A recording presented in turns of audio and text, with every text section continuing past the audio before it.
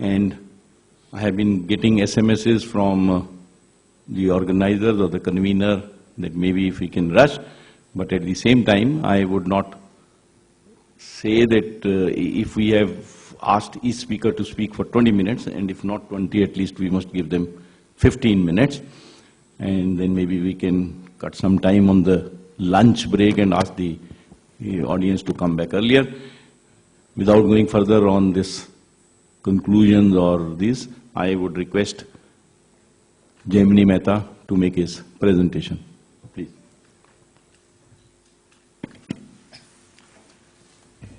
Thank you, Balbir. Let me tell you at the beginning that my being here today is some kind of an accident. I happened to be in Delhi for another reason, and Balbir knew about it only a few days ago and roped me in. And therefore, what I'm going to say is more in the form of ramblings, loose thoughts that I did put down while on the plane coming from Baroda to Delhi, and somewhere in between other things. So there may not be any clear, articulated structure or a sequence leading to some conclusions or something like that. Please forgive me for that. But it has to do with where I come from. I'm introduced as Professor Jaimini Mehta. He is a professor, Pandit. He's architect. We have this clear distinction in the way we perceive and locate individuals within the same profession, within the same practice. A professor is a professor. An architect who dirties his hands in the actual making and doing things, while the professors are the people who are up there in the air and things. However, let me tell you this. I'm just completing 50 years of my being in the practice of architecture. Half a century. And in that 50 years, very short time, about 10 years, 20%, is spent in a structured academic environment when I was heading 2 schools, first in Baroda and then in Goa, each for 5 years. However, throughout those 50 years, I have attempted to straddle both the horses, and have actually managed not to fall in between. It has meant that one may not be able to do justice to either one of them, but the fact that I'm here and somebody thinks that I have something to contribute may be a sign that there's something that is valuable in that way of practicing. When we say practice of architecture, I look at it as having a very vast range of activities that it involves. And all of this should be seen as practicing architect. I do consider myself a practicing architect. I have been building all throughout the time that I have been working, both in India as well as in abroad. All that places I have been teaching at the same time, at least in USA where I was working. My office allowed me to go teach at Columbia University. They considered that to be a prestige for the office. We don't have that kind of a attitude here. But I think, and I want to stress a point, that that kind of a watertight compartment exists, correct me if I'm wrong, only in India. And I think we have to, the first thing we have to do is to get out of that. Primarily because, and this is something that is very, very crucial, the future of the profession of architecture is negotiated in the schools of architecture. The future of the profession of architecture is negotiated in the schools of architecture Schools of architecture are the laboratories where the profession is likely to go or should go, what are the values that needs to be encouraged, etc., is being done. And studio within the school is the core of that laboratory. And unless we understand this yin-yang relationship between the two and make both of them support as well as be critical of each other, I think we have a big problem.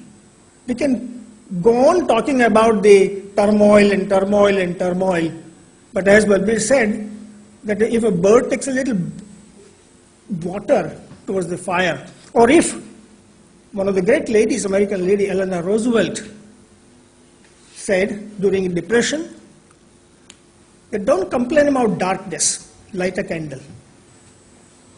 It's a very good thing to do. And so something I am going to address this notion of turmoil with few straight thoughts about how we can go about looking at both the profession as well as education of architecture and sort of indicate or explore in what way both could become a partner in both training and educating architecture. And these are two things which I am speaking not lightly. There is a difference between training and education. Because the profession of architecture is both a vocation as well as a discipline.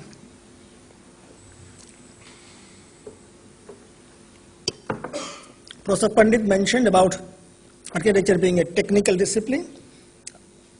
I humbly disagree, and I'll tell you why. There is a very crucial date, 1747, where in Paris, for the first time, a school was started. It was called School for Roads and Bridges. Essentially, that was the precursor for the School of Civil Engineering. Prior to that, the profession of civil engineering did not exist. Architects, and there are examples of architects making designs for bridges. I have just published a book 2-3 years ago where I explored modernity, where I have sort of gone through this and where the diversion between architecture and engineering occurred.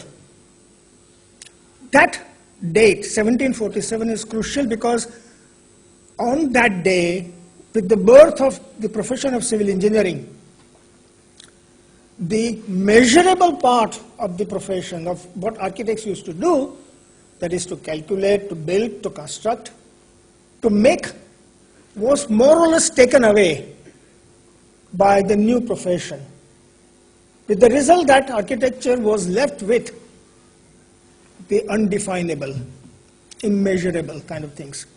That I consider to be the first identity crisis in the profession of architecture. From that day onward, architecture has constantly been reinventing itself in the eyes of the engineer to be as rational, as measurable as the engineers. Prior to that, it was the design that mattered. And design as a thoughtful arrangement of parts. Thoughtful includes a lot of things. This is a definition given by Alberti in 15th century. That was split. And I think we need to bring it back, that architecture is a design discipline with a technical component. It's a discipline, as a discipline, not as a vocation. It's a discipline that combines in equal measure scientific rigor, humanistic concern, and artistic sensibility. It is at the overlap of these three disciplines lies architecture, design. Textile design also deals with textile technology. but nobody calls it a technical discipline. We deal with the construction technology, but we, unlike a designer, are also concerned by the humanistic notions of how the environment we create are going to affect the lives of the people. We actually envisage the lives of the people. And towards that end, we must see the relationship between the academia, the profession, and the larger society. The profession of architecture, I contend, has a dual role, both to serve the society and to shape the society.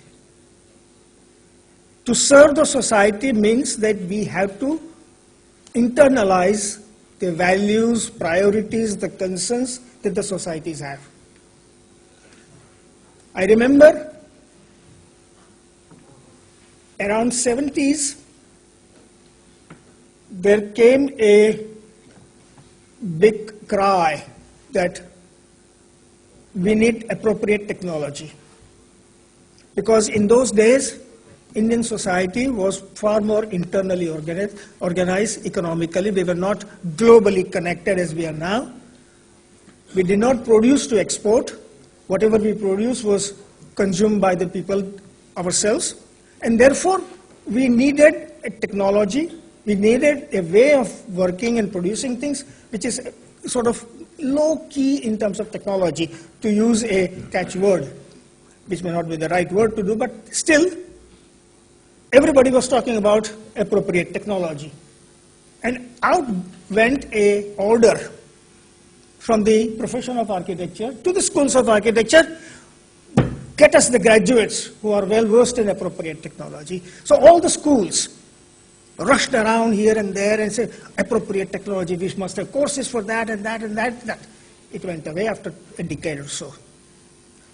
80s, another cry came in. We need computer literate architects. Because suddenly the digital age had come up. And the offices demanded people like that. So again went out an order to the schools to create computer literate architects. It went in for about a decade or so. Today, another thing has come up. We need people who are good at green buildings. So much is happening today in the area of green that makes me see red. You see an advertisement of the doorknobs in some of the magazines, and they also claim to be green. So the point is, what I'm saying is that there is a society. Its values change, they evolve. All for good, it should. Architecture profession has to serve that. But also, in order to shape the society, we also have to take a critical look at it. That requires some kind of a detachment. We cannot just simply say that we will do what the clients ask for, we will do what the society asks. We also have to critically look at it. And that is where the schools come in. Because the relationship of the school to the profession is exactly that. Both to serve the profession as well as to shape the profession. In order to serve the profession, the schools must internalize that yes, we must produce competent, technically competent graduates who can work, but also those who can question. Why do we need to do that? In my offices, I always had young students who every Friday we gathered around and free discussion, and we were questioned, critically questioned, to the extent that we were forced to change the ways we did things often. And I think it made us better. So if we look at it now as to how do we go, if we want to light a candle, we must realize that we are at a time when we have an unprecedented situation in India, just as Neeraj also mentioned, that incredible amount of development is happening. huge middle class, incredible amount of disposable income. That is going to create equally incredible demand on the profession. And what we have coming in from the schools is Bachelor of Architecture. Quite often, it's neither technically competent nor imaginatively visionary designer, somewhere in between, that are very rarely gainfully employable. I came across, and I'll just end with this a little bit.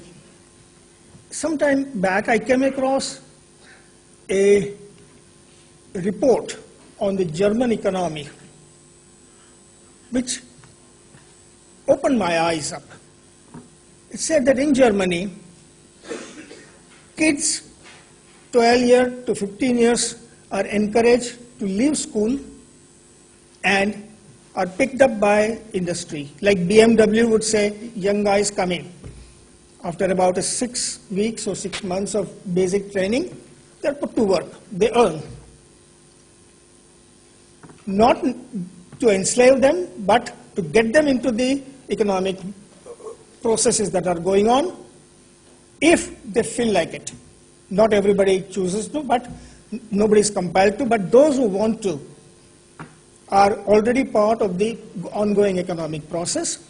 The company, BMW in this case, for example, would monitor them, look after them. They work for 3-4 years, and after that, they are given a choice. If they want to continue their education, the company sponsors them. Company has schools where this can happen. They can become technicians, they can become managers, they can become designers, where they can go back into the society, and or they can come back in the company and become managers in the company, or managing director sometime, or chief designer. Education is equally a responsibility of the industry as much as it is of the school. And to that an extent, I support my friend S.K. Das's suggestion, and I've been thinking about this also myself, that if we, right now what we have is a single term called B-Arch, a 5-year course. If we split it up into, which is already split up into 3 and 2, and after 3 years, where the schools are expected to give thorough basic technical grounding with which they can go to the offices and work as architectural assistants,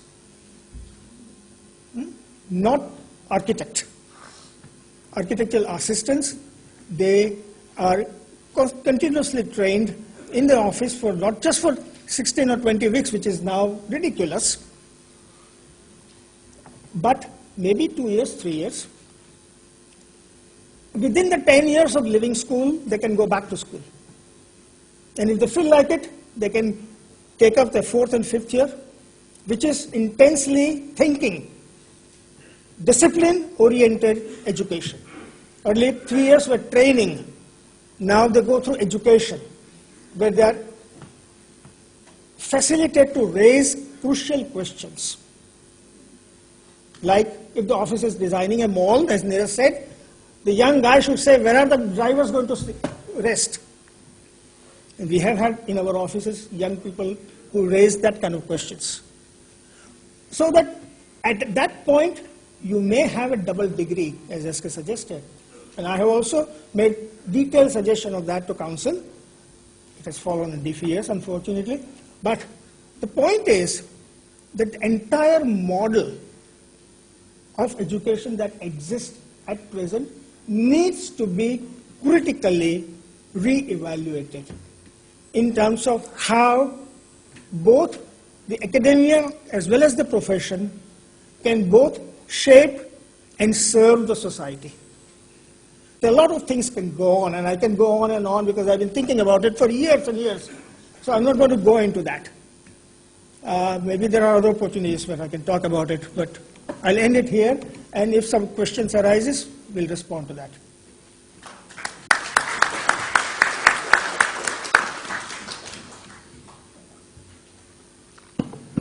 Thank you, Jaimini. We'll come to the question answer. Just wait for a minute. Thanks for giving us an overview of your experiences of last 50 years involvement in the education and the profession, and which you have put very emphatically. You were always a teacher as well as an architect. Some or the other, the authorities in the HRD ministry had to understand this, because once I was told by the ministry that why the hell have you been writing all this. Some time back I wrote, which was covered in one of the newspapers, the first qualification to become a teacher of architecture should be, he should be in practice. Which went the other way around, whereas at the same time HRD ministry was trying to say in School of Planning and Architecture you cannot do your